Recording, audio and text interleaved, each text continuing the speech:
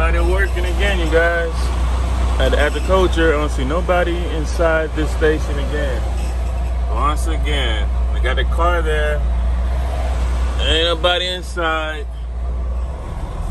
Crazy. But they are slacking their buns off, boy. For real, man. Goodness gracious. Boy, I swear, man. Slacking, getting paid $60,000 a year. Ain't nobody there to protect the damn whatchamacallit here in the state of Florida. Bringing drugs or narcotics or sex trafficking going out of Georgia. Going out of Florida. That's just crazy. I think I did another video of I was entering Florida. The same thing happened, that there was nobody inside that agriculture station. There you go.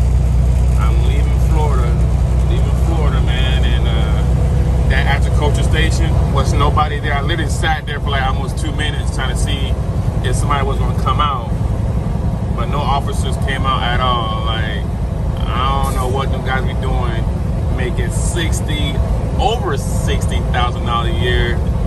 That is crazy, man. That's an easy paying job to sit in the office, not being there, and just getting paid. Damn. Shit, make me want to start truck driving and just do that damn job. Holy shit. All right, you guys. Peace, man.